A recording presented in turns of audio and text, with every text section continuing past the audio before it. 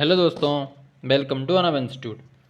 आज हम इसके आगे प्रोसीड करने वाले हैं। अभी तक हमने ट्रांस हिमालय और बृहद हिमालय को पढ़ा था।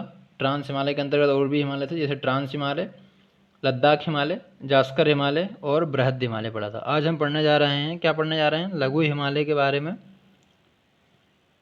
और शिवालिक हिमालय के बारे में। ठीक है, आगे बढ़ते हैं और पढ़ाई को चालू करते हैं। देखिए, ये कुछ चीज़ें हैं जो आपको पता है, हर वीडियो में बताता हूँ मैं आपको।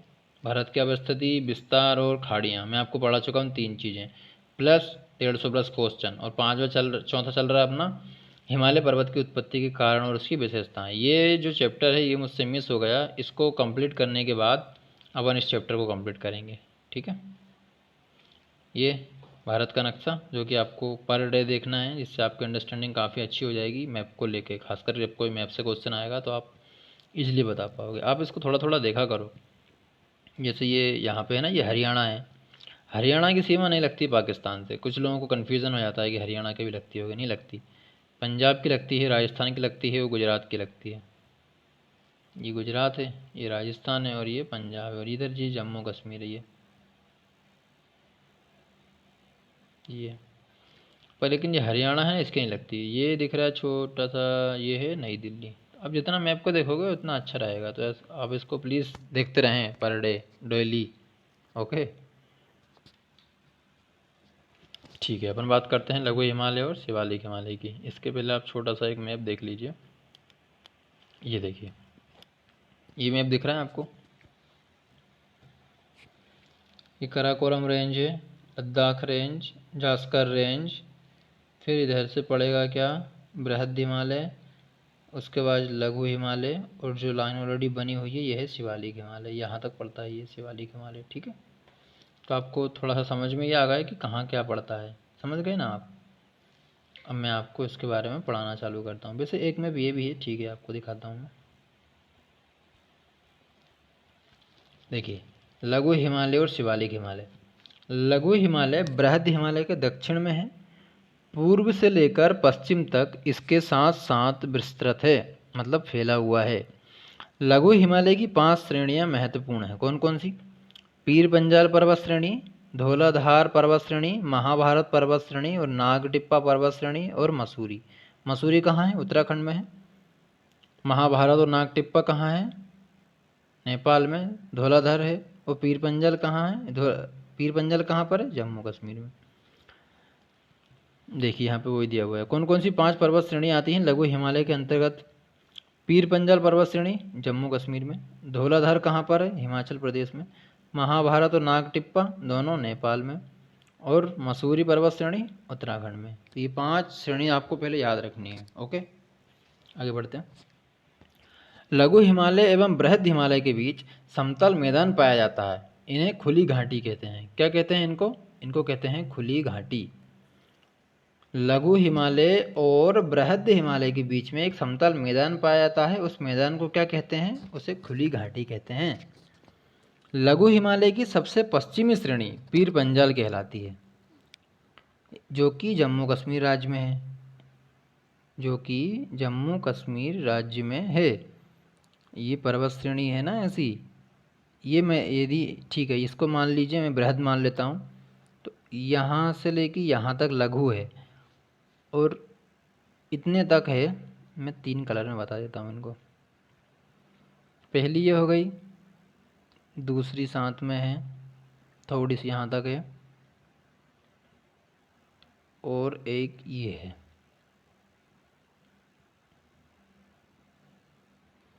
ये श्रेणी है, ये है बृहद, ये है लघु, ये है शिवालिक। ठीक है, वैसे तो आपको पता है, मैंने इतनी बार आपको मैं बता दिया। हाँ तो ठीक है, अपन देखते हैं। खुली घाटी कहते हैं जम्मू कश्मीर राज्य में पड़ती है पीर पंजाल श्रेणी।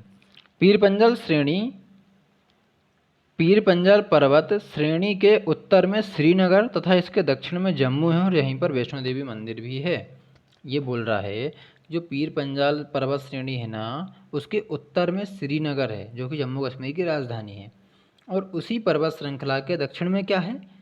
उसी पर्वत श्रृंखला के दक्षिण में है जम्मू। यहाँ पर वैष्णो देवी का मंदिर है, जिसको कटरा पे है, कटरा जाता है ना, कटरा से जाते हैं, हाँ, तो वहाँ पे वैष्णो देवी का मंदिर है। फिर बोल रहा है, पीर पंजाल पर्वत श्रेणी पर ही बनिहाल दर्रा है। जवाहर सुरंग बनिहाल दर्रे में स्थित है। पीर पंजाल पर्वत श्रेणी पर ही, जो पीर पंजाल पर्वत श्रेणी है ना, उस पर बनिहाल दर्रा है। बनिहाल दर्रे के अंदर ही है जवाहर सुरंग। ठीक है। बनिहाल दर्रा किस किस को जोड़ता है, ये क्वेश्चन बहुत अच्छा है। बनिहाल दर्रा जम्मू को श्रीनगर से जोड़ता है। जम्मू को श्रीनगर से जोड़ता है। ठीक है, आगे बढ़ते हैं।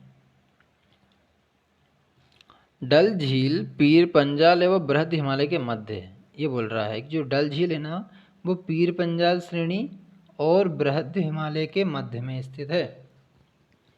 धौलाधार पर्वत श्रेणी को हिमाचल हिमालय भी कहते हैं, क्योंकि यह पूरी तरह से हिमाचल प्रदेश में स्थित है।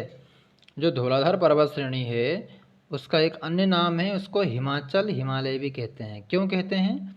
क्योंकि यह जो है वो पूरी तरह से हिमाचल प्रदेश में ही स्थित है। भाई हिमाचल प्रदेश में है, इसलिए उसको हिमाचल हिमालय भी कह देते हैं।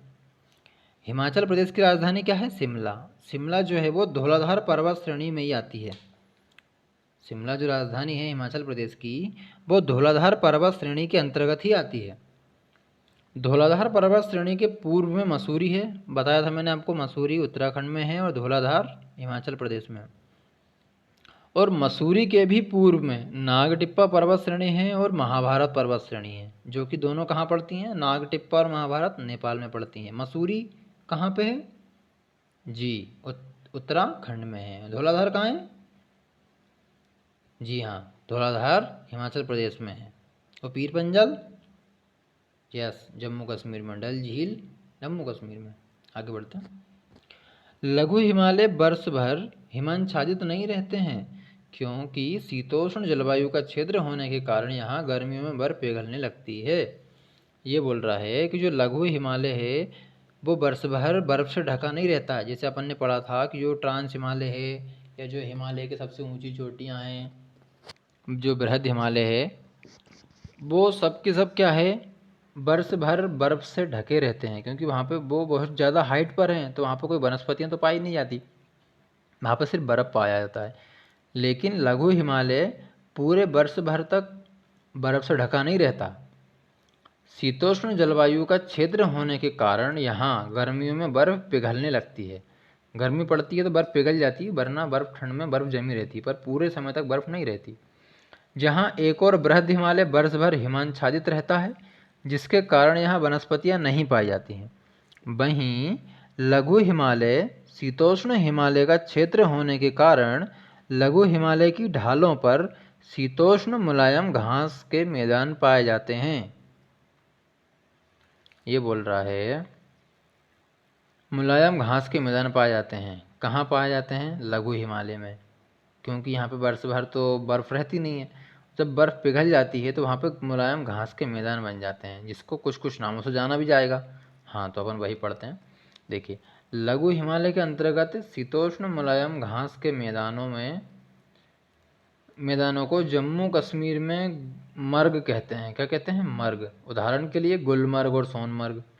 सवाल ये भी आ सकता है गुलमर्ग कहाँ है या सोनमर्ग कहाँ है, तो आंसर होगा आपका जम्मू कश्मीर में।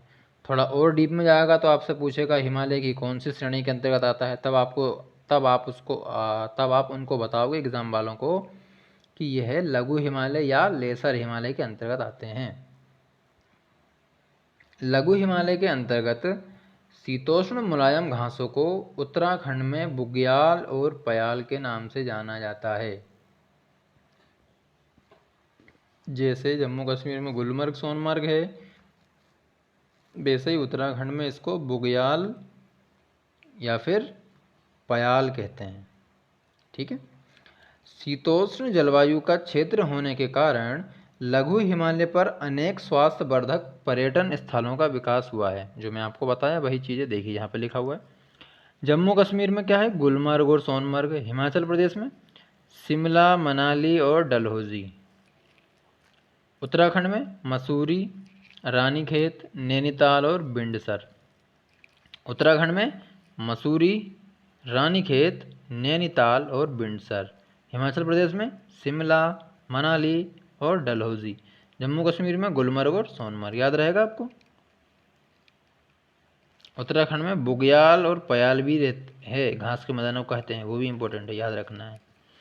बृहद हिमालय एवं लघु हिमालय के बीच समतल सपाट घाटियाँ पाई जाती हैं। इन घाटियों को अलग अलग स्थानों पर अलग अलग नामों से जाना जाता है। जैसे जम्मू कश्मीर में कश्मीर घाटी, हिमाचल प्रदेश में कुल्लू कांगड़ा घाटी, कुल्लू मनाली कहते हैं ना, वैसा ही है कुल्लू कांगड़ा घाटी। नेपाल में काठमांडू घाटी। अब हम बात करते हैं शिवालिक हिमालय की। किसकी? शिवालिक हिमालय की। याद रखिएगा, जब मान लीजिए मैं बताता हूँ कि ये ट्रांस है, ये लद्दाख है, और ये कौन सा है, लद्दाख के बाद जास्कर है, ये बृहद, ये लघु। अब मैं बात कर रहा हूँ जो मैं बना रहा हूँ इसकी, ये है क्या, शिवालिक हिमालय। ठीक है। शिवालिक हिमालय हिमालय की सबसे नवीन पर्वत श्रृंखला है और अन्य तीनों पर्वत श्रृंखलाओं में सबसे कम ऊंचाई वाला क्षेत्र है। जहाँ पे लोग, जहाँ पे जो जातियाँ होती हैं ना, जनजाति वगैरह, वो रहती भी हैं। शिवालिक हिमालय को ब्राह्य हिमालय भी कहते हैं। शिवालिक हिमालय श्रेणी का स्वतंत्र अस्तित्व कोसी नदी तक ही दिखाई देता। मतलब जम्मू कश्मीर से लेकर कोसी नदी तक ये स्वतंत्र रूप से हैं, लेकिन उसके बाद बहुत ज़्यादा कट फट गए हैं, तो ज़्यादा समझ में नहीं आते हैं भी कि नहीं है। ये देखिए जो मैं आपको मैप बताने की कोशिश कर रहा था, ध्यान दीजिए इसकी। यह है जम्मू कश्मीर, रावलपिंडी लिखा है, ये तो वहाँ का पाकिस्तान का है। ये जम्मू में है, यहाँ पे ये उत्तराखंड है, यहाँ पे ये नेपाल, वो है आपका क्या बोलते हैं, नेपाल बोल रहे हैं, हिमाचल प्रदेश है, ये है नेपाल। ठीक है, तो आप ये मैप को देख लीजिए थोड़ा सा। जो जो आपको जो लाइन दिख रही ना, ये लाइन शिवालिक की है, लेकिन ये पूरी नहीं है, कोसी तक जाती है। मतलब यहाँ पे कहीं पे, यहाँ तक कोसी नदी जाती, कोसी नदी निकलती है यहाँ से, तो यहाँ तक है वो। आगे बढ़ते हैं। ये मैप भी मैं आपको बता चुका हूँ, आपको ये भी देखना है। ठीक है। Karakoram, western Himalayan, central Himalayan और ईस्टर्न हिमालय कौन कौन से हैं, ये यहाँ पे बटे हुए हैं, तब आपको पता चलेगा क्यों बटे हुए हैं ये। देखिए, एक सेकंड बताता हूँ मैं आपको। यहाँ से जा रही है ये नदी, एक नदी जाएगी यहाँ से निकल के, एक नदी जाएगी यहाँ से निकल के, ठीक है, और एक नदी यहाँ से। तो ये 3-4 ऐसे पर्वत बटे हुए हैं। मैं आपको पढ़ाऊँगा आगे चल के, कौन सा कुमाऊँ है, ठीक है, कौन सा नेपाल है, कौन सा असम हिमालय है, कौन सा कश्मीर हिमालय है, सब आपको जानकारी रहेगी। तो आप मैप को ध्यान रखना है। आगे बढ़ते हैं।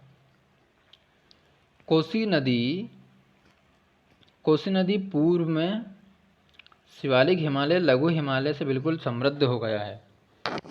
कोसी नदी के पूर्व में शिवालिक हिमालय लघु हिमालय से बिल्कुल समृद्ध हो गया, मतलब थोड़ा सा दूर हट गया है, क्योंकि हिमालय का विस्तार पूर्व में अत्यंत संकरा है, मतलब कम चौड़ा है, उसको संकरा बोल देंगे। कोसी नदी नेपाल से निकलकर भारत के बिहार राज्य में प्रवेश करती है और गंगा नदी में पटना में जाकर मिल जाती है। अरुणाचल प्रदेश में शिवालिक 4 अलग अलग पहाड़ियों के रूप में बिखरा हुआ नजर आता है, जिनका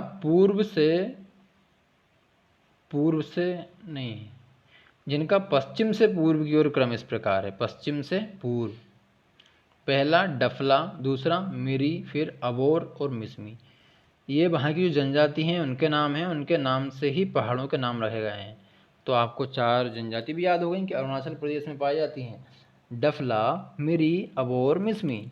डफला, मिरी, अबोर और मिसमी, ये 4। ठीक है, आगे बढ़ते हैं। डफला, मिरी, अबोर और मिसमी पहाड़ियों का नामकरण यहाँ रहने वाली जनजातियों के नाम पर रखा गया है। लघु हिमालय एवं शिवालिक हिमालय के मध्य घाटियों को देहरादून में दून और द्वार कहते हैं। जैसे कि देहरादून, हरिद्वार, क्या है ये, मतलब ये दून और द्वार क्या है ये, लघु हिमालय एवं शिवालिक हिमालय के मध्य की घाटियों को दून और द्वार कहा जाता है, जैसे देहरादून और हरिद्वार। इसके पहले अपन ने क्या पढ़ा था कि बृहद हिमालय और लघु हिमालय के मध्य जो समतल सपाट मैदान है, वहाँ पर जम्मू कश्मीर में मर्ग कहते हैं उसको, गुलमर्ग, सोनमर्ग, और उत्तराखंड में उसको बुग्याल और पयाल कह रहे थे। वैसे ही अभी कह रहा है कि लघु हिमालय और शिवालिक हिमालय के मध्य में जो घाटियाँ हैं उनको देहरादून में दून या द्वार कहते हैं, जैसे देहरादून और हरिद्वार। ठीक है। हिमालय पश्चिम और पूर्वी ओर पर दक्षिण में मुड़ा हुआ है। हिमालय पश्चिमी और पूर्वी छोर पर दक्षिण की ओर मुड़ा हुआ है। दक्षिण की ओर मुड़ा हुआ है। मैंने आपको बताया था कि हिमालय की शेप कुछ ऐसी है ना। ये अरुणाचल प्रदेश है, ये यहाँ पे ये जम्मू कश्मीर है, थोड़ा सा इधर मुड़ा दक्षिण में, और थोड़ा सा ये म्यांमार साइड आ गया भाई। आगे चल के आपको अंडमान निकोबार द्वीप समूह मिलेगा ना, जो कि कहाँ है, जो कि इसी में पड़ता है, किसमें, हिमाचल प्रदेश की, वो हिमाचल प्रदेश बोल रहा हूँ, ये आपका हिमालय है ना, हिमालय ही है वो जो अंडमान निकोबार है ना। हिमालय पश्चिमी और पूर्वी छोर पर दक्षिण की ओर मुड़ा हुआ है। पश्चिमी छोर सिंधु गार्ज के पास एवं पूर्वी छोर दिहांग गार्ज के पास। दिहांग ब्रह्मपुत्र नदी को ही कहते हैं भाई। यहाँ से नदी निकलती है, फिर यहाँ से जाती है ऐसी, इसको मैं बोल देता हूँ सिंधु, और फिर यहीं से एक नदी निकलती है ऐसी, और फिर ऐसे जाती है, यहाँ से निकलती है ना, ब्रह्मपुत्र नदी निकलती है, उसी को अरुणाचल प्रदेश में दिहांग कहते हैं। तो यहाँ पे बनेगा दिहांग गार्ज,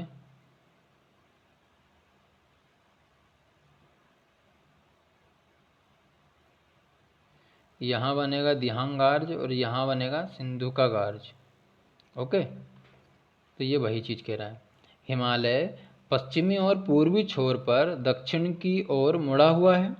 पश्चिमी छोर सिंधु गार्ज के पास एवं पूर्वी छोर दिहांग गार्ज के पास स्थित है। दिहांग ब्रह्मपुत्र नदी को ही कहा जाता है। खड़ी ढाल वाले घाटी को आई आकार की घाटी या गार्ज या कैनेडियन कहते हैं। जो खड़ी ढाल की घाटें, खड़ी ढाल वाले घाटी को आई आकार की घाटी कहते हैं, या फिर कैनेडियन या गार्ज कहते हैं। भारत में एंथ्रेसाइट कोयले का भंडार कारगिल में जास्कर पहाड़ियों के अंतर्गत आता है। भारत में एंथ्रेसाइट कोयले का भंडार कारगिल में जास्कर पहाड़ियाँ हैं, उनके अंतर्गत आता है। वैसे जो एंथ्रेसाइट कोयला है ना, वो सबसे अच्छी किस्म का कोयला है, जो कि सिर्फ और सिर्फ एक ही जगह पाया जाता है। कहाँ पाया जाता है? जास्कर पहाड़ियों के अंतर्गत पाया जाता है, कारगिल में, लद्दाख में, कारगिल लद्दाख। ओके, ठीक है दोस्तों, आज के लिए बस इतना ही था। यदि आपको वीडियो पसंद आती है तो प्लीज़ इसको शेयर करें और सब्सक्राइब करें मेरे चैनल को, और आगे बढ़ने में मदद करें। मैं भी एक स्टूडेंट हूँ आप ही की तरह, मैं भी पढ़ाई करता हूँ, पर ये तरीका बहुत बेस्ट है पढ़ाई करने का और चीज़ों को याद रखने का। मैं आपको पहले ही बता चुका था, आज ही बता रहा हूँ थोड़ा सा। आप जो भी चीज़ को पढ़ते हो, आप एक बार उसको पढ़ने के बाद ऐसा ट्रीट करिए जैसे आपके सामने कोई बैठा है और आप उसको समझा रहे हो। जैसे मैं आपको बोलने की कोशिश कर रहा हूँ, वैसे मैं तो फ़ोन में बता रहा हूँ, तो शायद इतना अच्छे से अभी तक आपको ना समझा पाया हूँ, पर जब आप किसी के सामने उसको चीज़ें समझाओगे तो आपको चीज़ें ज़्यादा समझ में आती हैं, और सामने वाले को भी समझ में आती है, ऐसा नहीं है। तो आप चीज़ों को अच्छे से पढ़िए और पढ़ते रहिए और सुरक्षित रहिए। जय हिंद, जय भारत।